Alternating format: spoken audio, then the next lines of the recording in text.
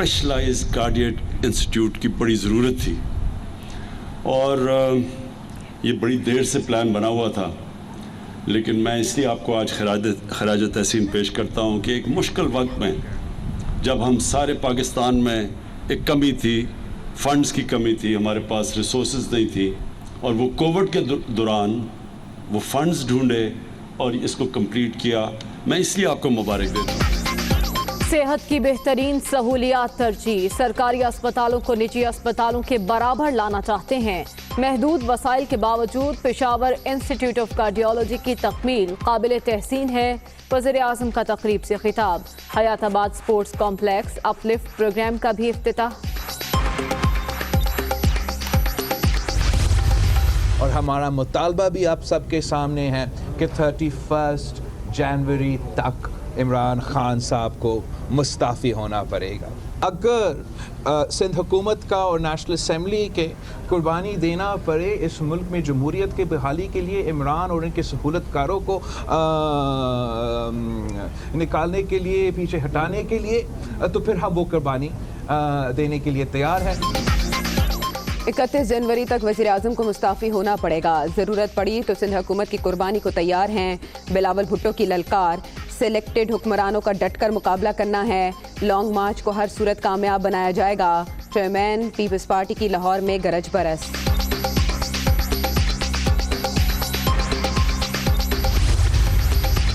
استعفوں کی دھمکی، سیاسی ایٹم بم نہیں، کھل جھڑی ہوگی. پی ڈی ایم اسلام آباد آنا چاہتی ہے تو شوق سے آئے. انتہائی قدم سے جمہوریت بد گلی میں داخل ہو جائے گی.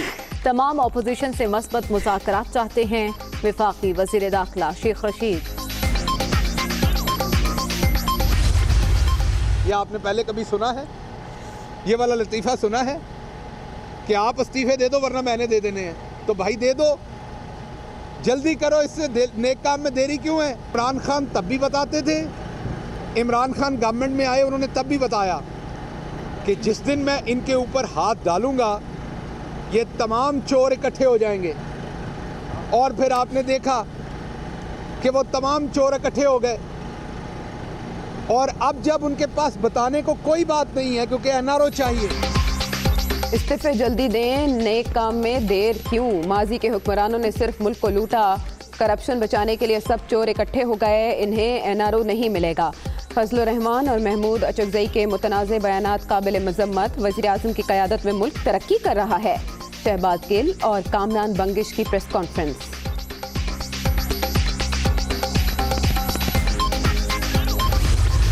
پشاور میں 126 ارب کی میٹرو بنتی ہے. ملک کے اندر جو چلتی بھی دھکے.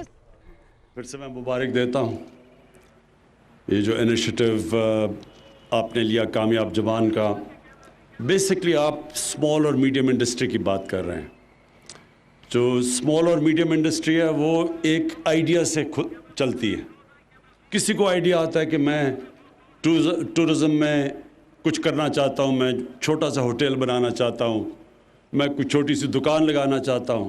ادھر سے آئیڈیا شروع ہوتا ہے، اور پھر وہی دیکھتے دیکھتے اس دکان سے وہ پھر بڑا ہوٹل بنتا ہے، پھر ریزورٹ بنتی ہے. اس طرح دنیا پروگریس کرتی ہے. تو آئیڈیا سب سے پہلے آتا ہے، لیکن پرابلم یہ ہوتا ہے نوجوانوں کے لیے کہ آئیڈیا تو آ جاتا ہے لیکن پیسے نہیں ہوتے. اور یہ بالکل ٹھیک کہا عثمان ڈار نے. یہاں بدقسمتی سے جو گورنمنٹ کی مدد کرنی چاہیے تھی اسمال اور میڈیم انڈسٹری کو، جو چھوٹی انڈسٹری ہے، وہ بدقسمتی سے کبھی کسی نے توجہ ہی نہیں دی، جس کی وجہ سے وہ ملک جس کا دنیا میں دوسرے نمبر پہ سب سے نوجوان آبادی ہے، سیکنڈ ینگسٹ پاپولیشن، اور وہ ملک اس اتنی بڑی ریسورس کو صحیح طرح ابھی تک استعمال نہیں کر سکا. تو یہ ابھی جو شروعات ہے ہماری کامیاب جوان کی، ابھی یہ شروعات ہیں. کیونکہ بینکس کا بھی ابھی تک مسئلہ تھا، بینکس کو بھی عادت نہیں تھی نوجوانوں کو پیسے دینے کی، رسک آتی ہے، تو وہ اس کی وجہ سے ایک پورا ایک ایکو سسٹم ہی نہیں تھا. ایک ملک میں روایت ہی چلی گئی تھی کہ نوجوانوں کی مدد کرنے کی. امریکہ کے اندر ایک سلیکن ویلی ہے، وہ سلیکن ویلی نے امریکہ کو کہاں سے کہاں لے گئی. आईटी इंडस्ट्री को कहाँ से कहाँ ले गई, और वहाँ 20, 25, 26 साल के नौजवान थे जो आइडिया लेके आते थे, उस आइडिया के लिए पैसा इकट्ठा हो जाता था, एक माशरे के अंदर आइडियाज़ को बैक करने के लिए एक पूरा सिस्टम था, और वो देखते देखते नौजवान दुनिया के सबसे अमीर तरीन आदमी भी बन गए, अमेरिका का भी वेल्थ क्रिएशन, वहाँ की दौलत भी बढ़ा दी, और सारी दुनिया के अंदर कितने लाखों नौजवानों को नौकरियाँ भी अब देते हैं। तो हमने ये अब शुरुआत है, लेकिन मुझे जो मैंने देखा है अपने नौजवानों को, क्योंकि मुझे पाकिस्तान से बाहर अपने पाकिस्तानियों को देखने का बहुत मौका मिला। पहले क्रिकेट के ज़रिए मैं सारी दुनिया में जब जाता था तो हम पाकिस्तानी मिलते थे मैच देखने, तो उनसे राब्ते होते थे तब। उसके बाद अभी भी मेरा उनसे राब्ता रहा। तो वहाँ आपको इतनी खुशी होगी देख के कि यंग पाकिस्तानी हैं, क्योंकि एक सिस्टम उनकी मदद करता है कि वो एक आइडिया लेके आए और सिस्टम उसको बैक करता है, वो कहाँ से कहाँ पहुँच गए। और हम अभी तक वो अपना जो हमारे मुल्क का पोटेंशियल है उसको पूरा नहीं कर सके। तो जो मैं देख रहा हूँ पख्तूनख्वा में सबसे तेज़ी से थोड़े वक्त के अंदर जो मैं देख रहा हूँ कि पख्तूनख्वा में जो बिज़नेस सबसे तेज़ी से बढ़ेगी वो है टूरिज़म। यहाँ इलाके जो पख्तूनख्वा में हैं वो नॉर्दर्न एरियाज़ और पख्तूनख्वा में सबसे वो उस तरह के इलाके हैं जिधर से गर्मियों के अंदर वैसे लोग आते हैं सारे पाकिस्तान में गर्मियों से बचने के लिए, और सर्दियों में अभी शुरू नहीं हुई पाकिस्तान में, लेकिन मेरी ये पेशन गोई है कि चंद सालों में ये बहुत बड़ी चीज़ बन जाएगी। वो है स्कीइंग।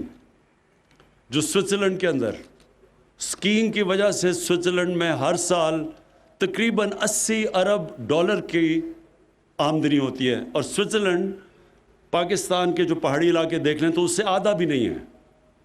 तो हमारा ये बहुत बड़ी एक रिसोर्स है जिसका इंशाअल्लाह हम ये जिस तरह अपने नौजवानों को भी बैक करेंगे अपनी टूरिज़म इंडस्ट्री बढ़ाने के लिए, और वो बड़ी तेज़ी से बढ़ रही है। तो एक तो वो है, दूसरी आईटी है। अब आईटी एक ऐसी चीज़ है कि जो सबसे तेज़ी से दुनिया में बढ़ रही है, और उसके अंदर हमने अब पूरी मदद करनी है अपने यूथ की, उनको बैक करना है। वो सब आइडियाज़ की गेम होती है, और जब भी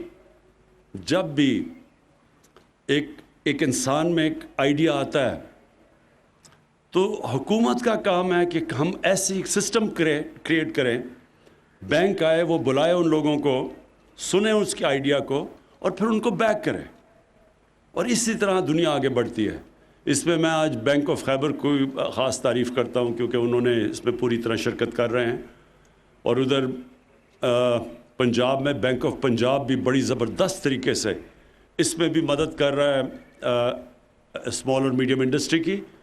और उसके अलावा जो हम अफोर्डेबल हाउसिंग बना रहे हैं, यानी सस्ती, जो वो लोग जो तनख्वाहदार तबका तो जो घर नहीं ख़रीद सकता, उसके लिए सस्ते कर्ज़े का बंदोबस्त कर रहे हैं लो कॉस्ट हाउसिंग में।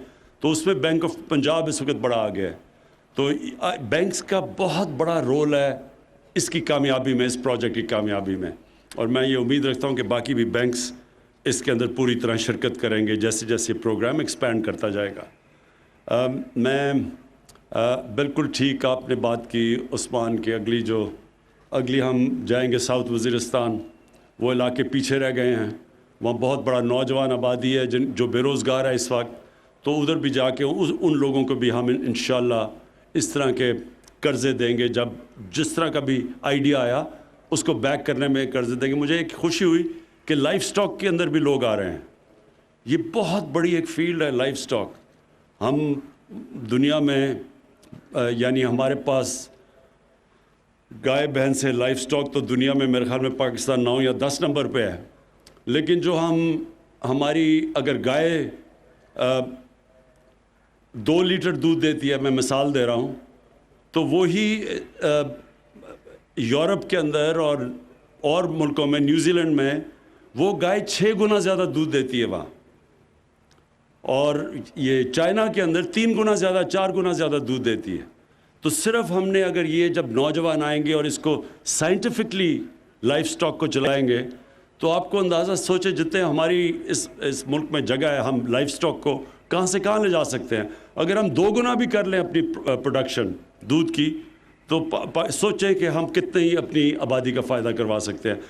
इसलिए मुझे खुशी हुई कि कम से कम 2 लोगों को मैंने देखा जिन्होंने लाइफ स्टॉक की फील्ड के अंदर उन्होंने कर्ज़े लिए हैं, तो मैं उनको भी मुबारक देता हूँ।